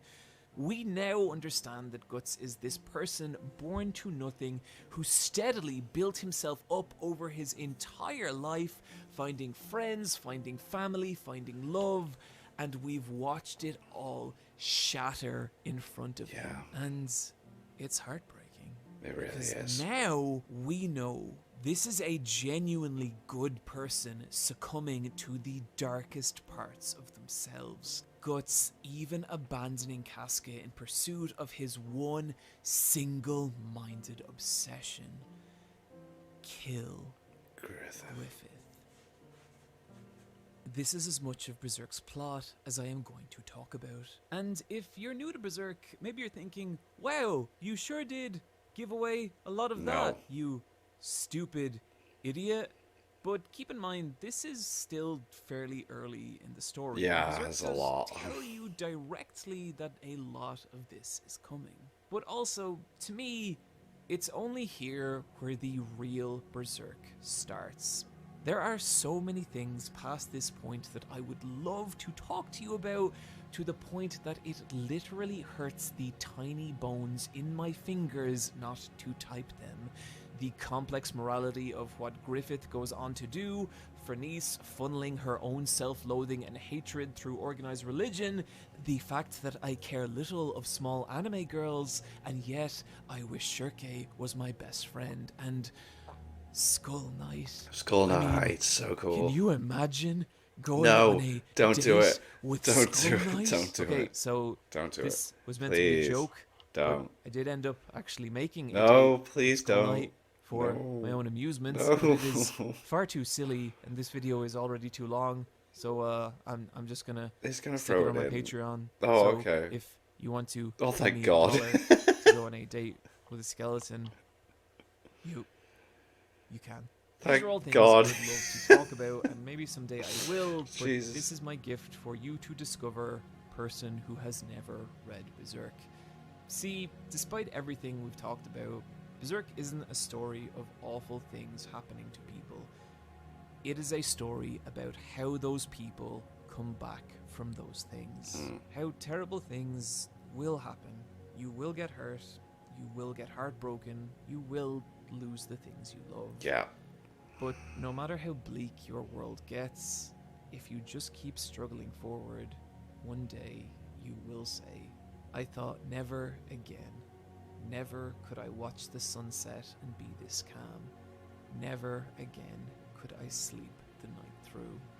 For all Berserk is, it is ultimately a story about how if you invest in the people around you, they can pull you back from anything. And maybe the idea of reading a story that will never have its true ending is still appealing. And all I'm going to say to that is something I've kind of already said. A story is not some secret code, the value of which only unlocks in its final chapter. It is the moment-to-moment experience of existing in this world with these characters, struggling forward with them. And even in its imperfect, unfinished state, Berserk is one of the best experiences of that it is. you can have. And that's why you should still read Berserk. I am now done speaking to the people who have never read Berserk. Alright, so this is the last part. I now turn my attention to you, person who has loved Berserk for as long as I have.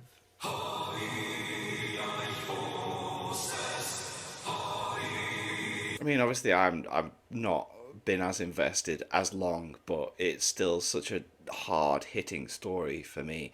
Like, just a random one to throw out there. So, before my mum passed away, she had dementia. And when I was reading this story, I felt like Guts was like, with the Guts and Casca story, I felt like it was like my dad trying to struggle through and get her back. And when that moment happened in the story, wow,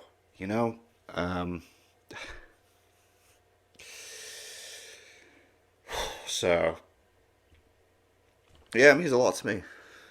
Ooh. Oh, sorry. It means a lot to me, this story.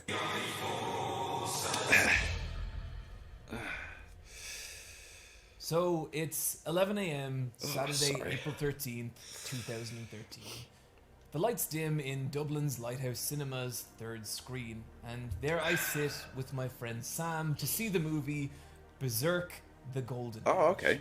At the time, all I knew about Berserk was two things. One, this image of Griffith, which had caused me Right. to misdescribe Berserk to Sam as, I don't know, man, some kind of Power Rangers thing, I think. The second was that there was a small group of people online that really loved Berserk, kind of the way So it's like, I yeah, let's loved go, let's check it things out. I loved. And I remember wondering if by the time the lights come back on in this cinema, will I be one of those people? I also remember thinking, I hope this film isn't too long because my stomach feels weird and I hate that when you're in the cinema. It's like, But what I had failed to take into account was that this was not a screening of the film Berserk Golden Age Arc Movie 1 Egg of the King, which clocked in at a reasonable 77 minutes. Okay. This was a screening of both Berserk Golden Age Arc Movie 1 Egg of the King, as well as Berserk Golden Age Arc Movie 2 Battle of Doldry, which combined for a total of 2 hours. Oh no, and 3 hours. minutes. 40 minutes in, my stomach began to cramp. No. 70 minutes in, my forehead grew slick with sweat. Oh.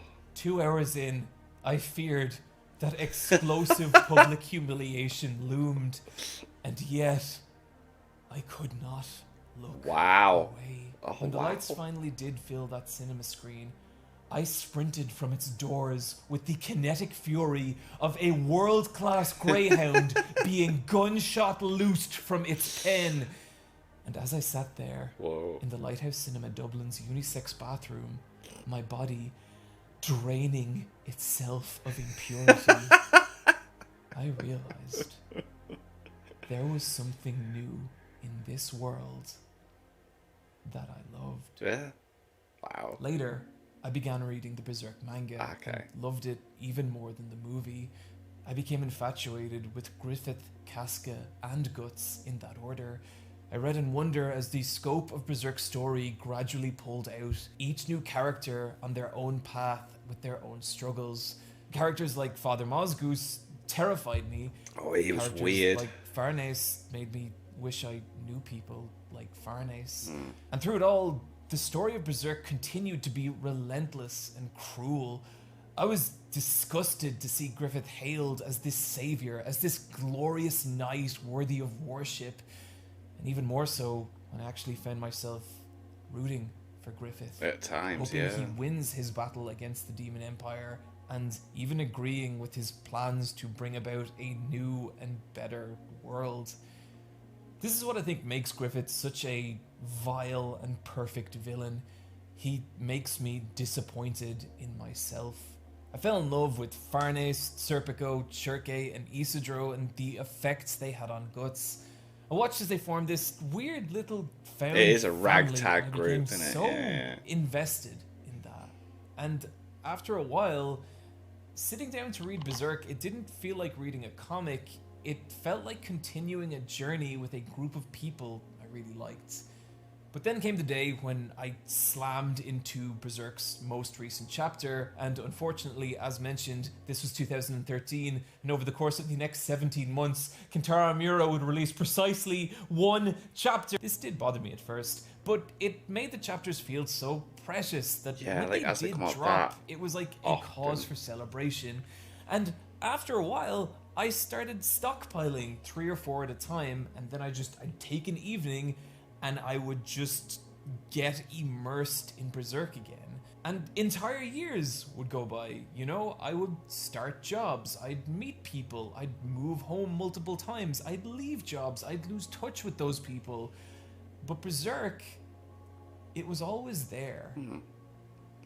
And no matter what else was going on in your life, at some point you knew there was going to be a new chapter of Berserk where you were just going to be able to sit down and see your friends again. And I don't even care how sad that sounds. Well, that doesn't sound sad at all. It fucking rules.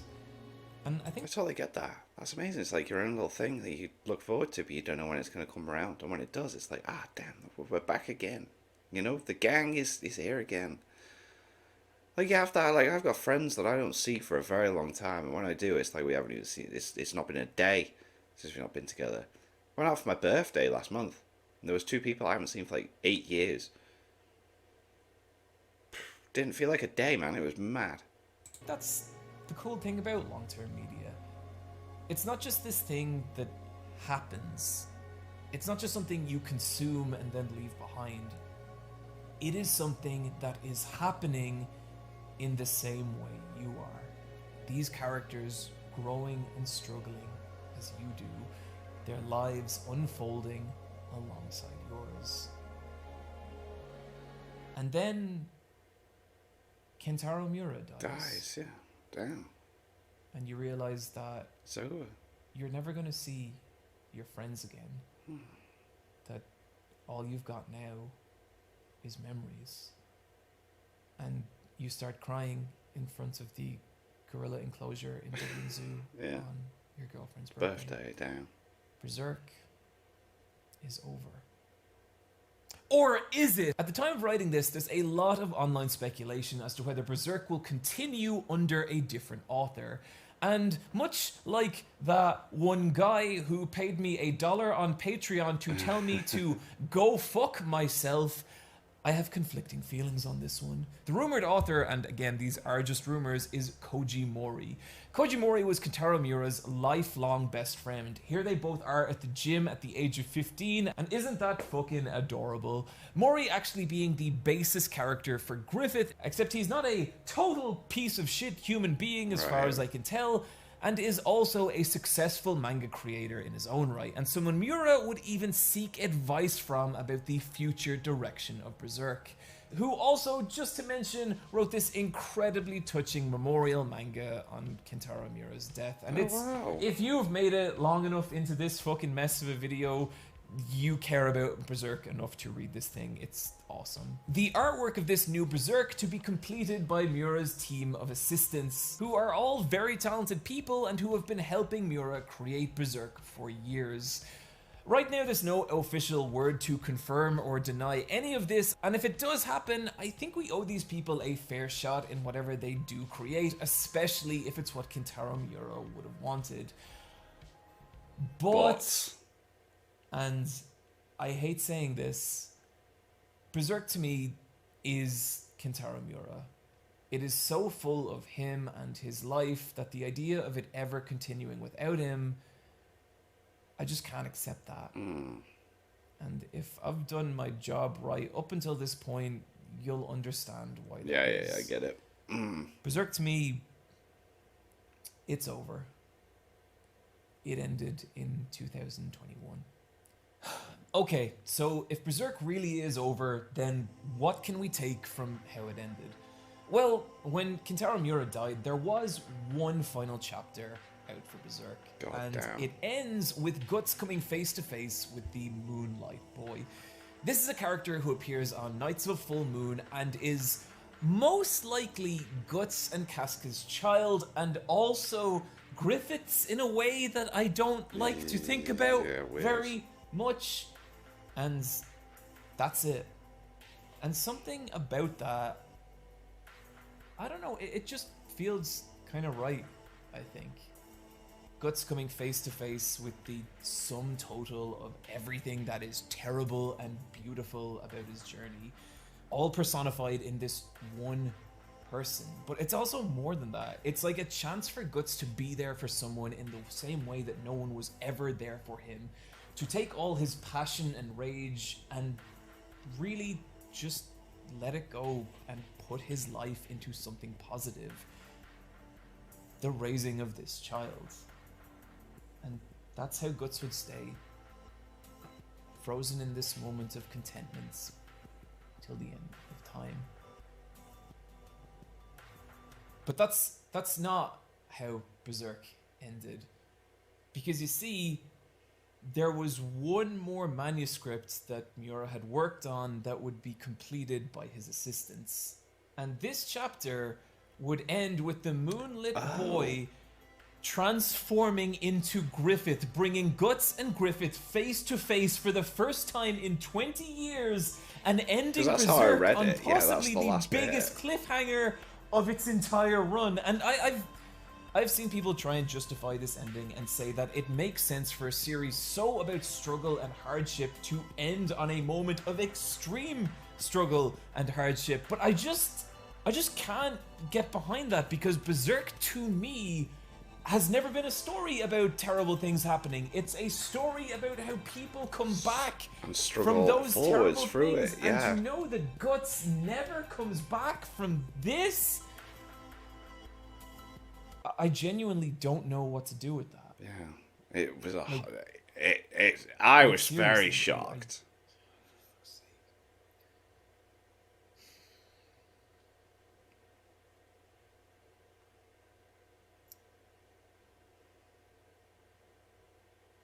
I don't know how to end this video. This isn't a bit. I'm gonna stop reading off the teleprompter because nothing on it sounds like it should.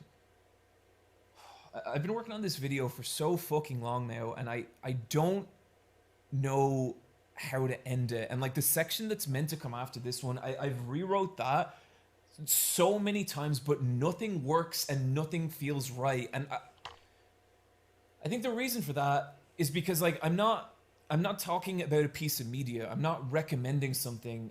I'm talking about a person dying, and I don't know that I even have a right to be as upset about that as I am, because like I never knew this guy, you know, I never met him. It affected your life though. I just read his story, and now him and it are gone. And it doesn't feel fair, and it doesn't make sense. That's loss. So I genuinely don't know how to end this video. That's loss there, mate. Maybe I should just cut to like a blank screen. Maybe the next 8 minutes of this video should just be blank. I feel like in its own way that might be more appropriate than anything else. But I don't know. I don't fucking know. But look, whatever I end up doing, I'm just gonna put it here. It's just gonna start right now.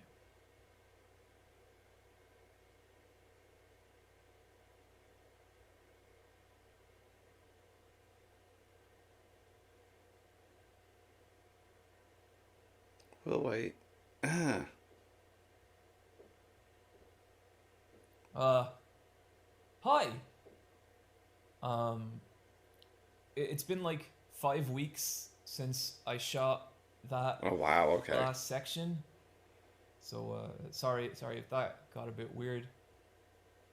My facial hair consistency is probably going to be very crazy for the next little bit. Different, but okay. But I've been doing a lot of thinking about things ending, you know? And I think the weird thing about 2021 was that 2021 for me was this kind of year where things ended.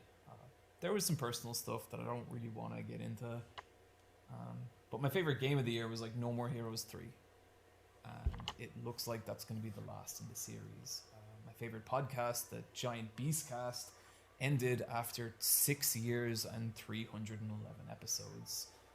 It was the year I finally came to terms with the fact that I don't think we're getting any more Hunter x Hunter. And it sucks that that's over. And my favorite album of the year was by this artist called Sewer Sluts. And the album is just this hour and a half of just this incredible joy and euphoria of having experienced the very best times of your entire life. But then it's like cut with this deep, devastating sadness that those days are over. And it's called We Had Good Times Together. Don't forget that. This being Sewer Sluts' final album. There's a very personal story to this album that is not mine to talk about, so I'm not going to. Okay. But I guess my takeaway is that while I am very sad to see Sewer Sluts stop making music, I'm glad that they seem to be doing what's right for them. You can't separate people from the art they create, and neither can last forever. Like, maybe you've been watching this channel for a long time, you know? Maybe you're one of the many very kind messages I got about that last Garfield That Garfield Those video was messages amazing. mean a lot to me, you know? They give what I do meaning. And I'm proud of that Garfield video, but if I'm going to be honest, it kind of killed me, you know? I saw a lot of people say like, "Oh, that's your best video," and I don't know how you're gonna top this one. And the truth is that like, I don't know how I'm gonna top that video, but it's probably not gonna be with a healthy, sustainable lifestyle. I still love this job, you know, even after 6 years. But there is a pressure that comes with it that it is terrifying. And it drains you of every emotion you have. And I know I can't keep that up forever. The day is going to come when I post my last video, and that's going to be it. And that day could be in 5 years, 1 year, 6 months, or right now. It's not. I'm doing okay. I still like doing this, but my point is that whatever you felt in that moment, the day is going to come when that feeling is real. Yeah. And nothing about that is special or unique to me or this channel. Every creator, they're just a person, you know? Delicate and finite. Kentaro Miura was born on July 11th, 1966. He started work on Berserk at just 22 years old, and from there, he'd start work every day around 8:30 p.m. He would draw for 5 straight hours, and then at 3:30 a.m.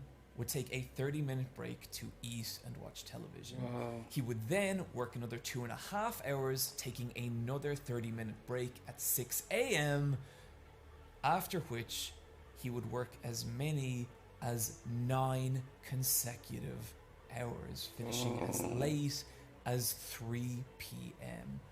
at which point he would spend whatever little time he could sleeping before starting the day again at 8:30 Whoa. p.m. This was not crunch for Miura. This was not some emergency work session. This was how he worked 7 days a week, averaging 15 hours a day. He took no holidays, and that was Miura's life for 20 years. We've talked a lot about the quality Yeah, it's of Berserk incredible. in this video and how much it improved over time. This was the cost, and it's devastating to read about it in Miura's own words. It paints the picture of this man experiencing the world only through this small television next to his desk, working always, even through big life events like Christmas, New Year's, high school reunions. Someone who'd talk about how lonely he was, how he'd only had 2 days off a year, how he'd sleep less than 4 hours a night and collapse from exhaustion, and describe his life as a mess.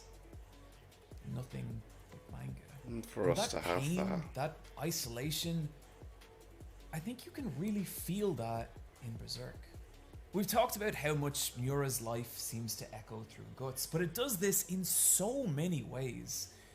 Even look at Miura choosing to continue with Berserk over the guaranteed success of working with Bronson, and how Yes, man, he could closely have that worked on that. resembles That's Guts insane. walking away from the guaranteed success of Griffith and the Hawk in order to find his own path.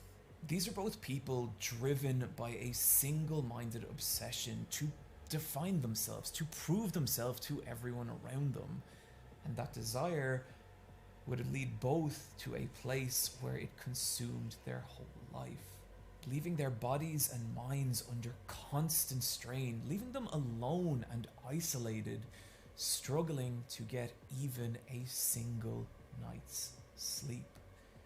Just like Guts chose to leave Casca behind to pursue his dream of killing Griffith, Miura He goes left back. behind any chance of a normal life for his dream of creating manga. Miura wanted to define himself through manga. He wanted to prove to himself and everyone else that Everyone he had knows who you value. are, mate. My God, whoa. That was his dream. And he did that. He did that on the grandest scale possible. Remember Andrew from Kent Yes. State University? That one lonely internet post bellowing into an empty online void for any other fans of Berserk? Well, compare that to the global outpouring of grief that happened around Miura's passing. Thousands of pieces of beautiful fan art, industry legends eulogizing Miura, the massive and touching tributes from different online communities, millions of people gathering, all to mourn this man. Miura achieved his dream. He achieved it as much as anyone could Definitely. have.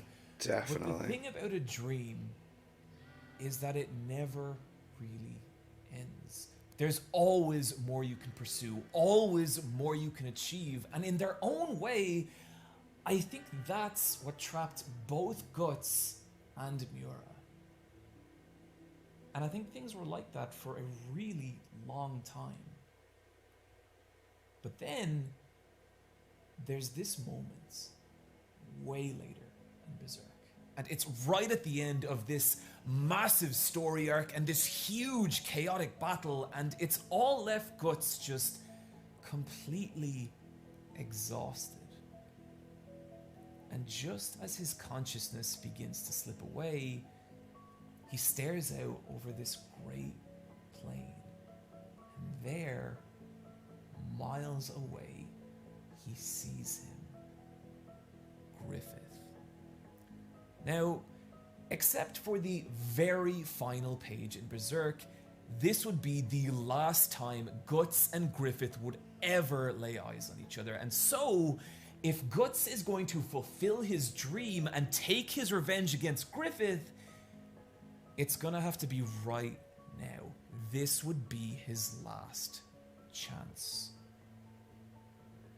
But he doesn't.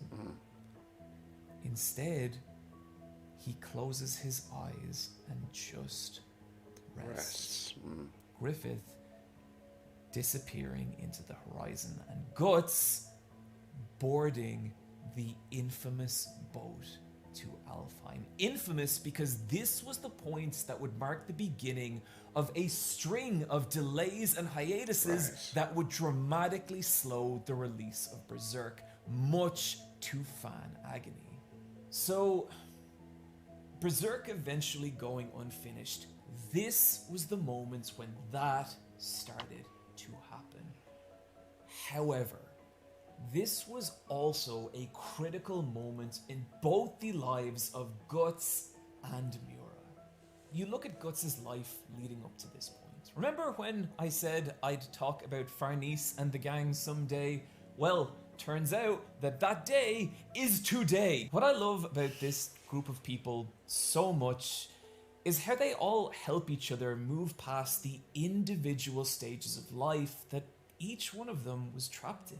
Yeah, they do help and each in the other case out of a lot. Guts, it's how his new companions help him shoulder the burden of everything that's happened, and in doing so, give him the space and perspective to move past it and decide now what really matters to him. Farnese becomes Casca's caretaker, something that Guts was completely unable to do, leading to just fucking tragic panels like this one.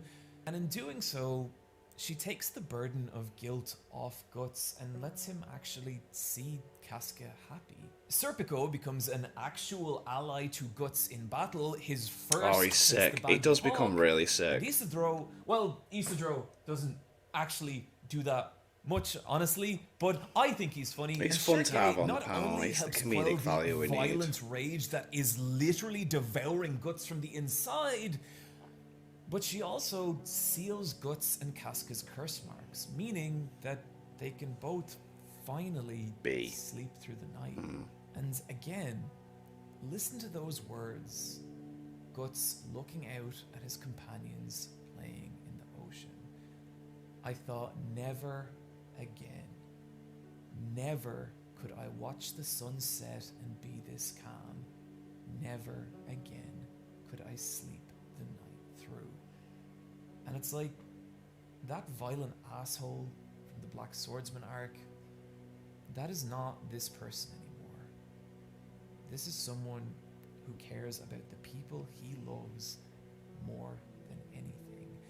And so, when Guts closes his eyes on that hillside and lets Griffith go, that is Guts sacrificing his dream for the people he loves and his own happiness.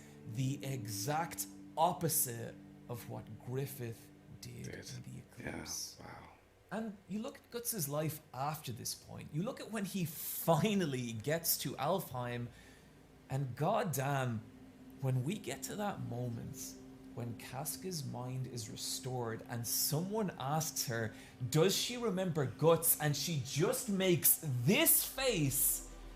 It's like, it was fucking incredible. It's like after so many years, after everything, we got to see our friend again. And this part of the story, it happened just 10 chapters away from Berserk ending. We nearly didn't get this moment, but we did. And it's in moments like these that you realize, through all the pain and all the struggle, through everything Guts has survived, he's done it. He has somehow made his way to a second golden age. And it's fucking beautiful. The reason I think this is so important in understanding Miura's story is that when Kentaro Miura died, people were understandably quick to associate his death with overwork, to the point that one of Miura's assistants actually pushed back on that idea, stating that for the last 15 years, Miura had taken pretty good care of himself. Oh, okay. Both physically That's and good to know. emotionally. And what I think's really interesting about that time frame is that if we go back 15 years from 2021, Oh yeah, where was that? we end up right in the period of 2006 to 2007. Right. That ends with that moment on the Oh. hillside and Guts getting on the boat to Alfheim. Wow. According to that tweet, this is when Miura really started Looking taking after care of himself. Wow. And Wow. I Oh, believe wow. that. Not only is this the point when Berserk's chapters did actually slow in release, but those agonizing author's notes about Miura's overwork and Relax. loneliness, it's around this point that they stop.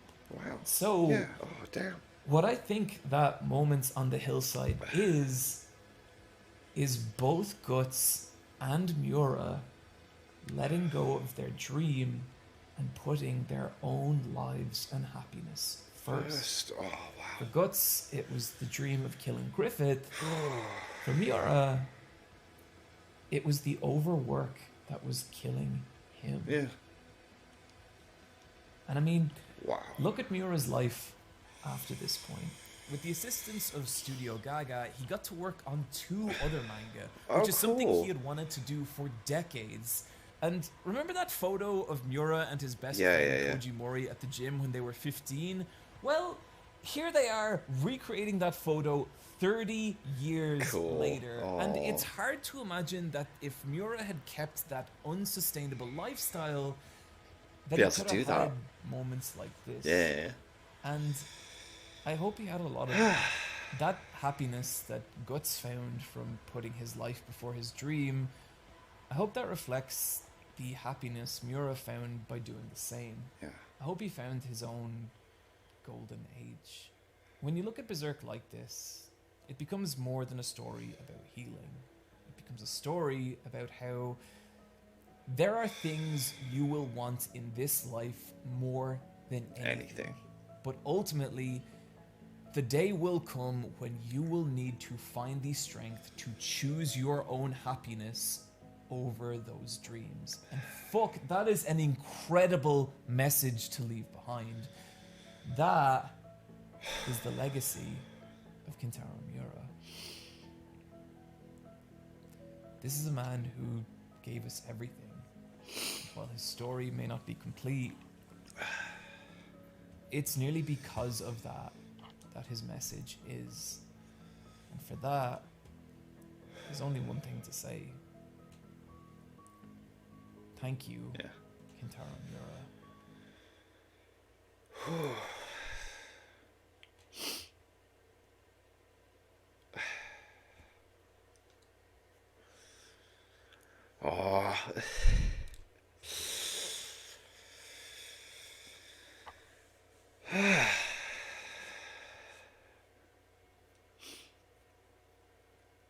Damn. Oh yeah, that was a good. Yeah.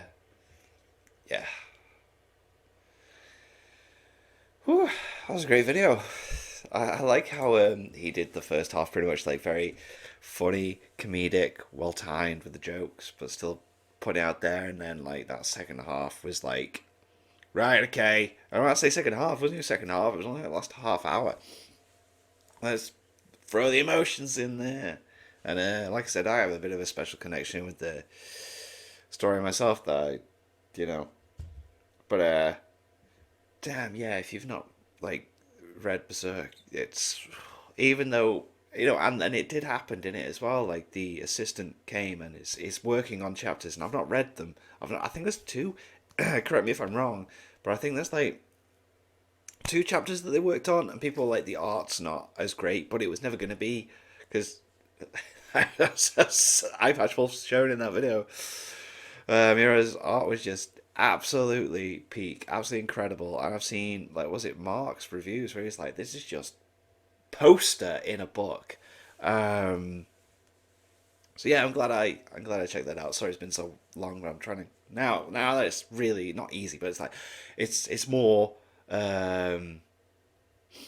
basically I can do longer videos easier than I used to. So when I've got the time, I can actually record these. So yeah, damn, I hate it when I cry on these videos, but yeah, that was great. I've got the 50 biggest flexes in anime from Noxtaki to check out. That's like something long, and they're totally not marked reviews as they come out all long, but like I said, it's easier to do now. But anyway, make sure you check out my Etsy shop. Link is in the description for t-shirts and hoodies that I have designed. And thank you to my patrons. If you want to have your name at the end of every video I upload, link is in the description to the Patreon page. $1 a month is all I suppose. It's greatly appreciated. Thank you guys for that. And thank you all for watching. What do you guys think of that? What do you guys think of this? Click like, subscribe if you haven't already. Leave comments down below. Let me know what I should watch and discuss in future videos. And if you have not read Berserk, just do it, man. It's so good. It may seem like the shock value is like out of nowhere, but it is. It's just about struggling through and just carrying on and just getting there. She will. I think I needed this. I've been struggling the last couple of weeks. Even had to get medication from the doctors and that. So, and trying to accept that's been difficult. But we struggle through and we get there. See you next time.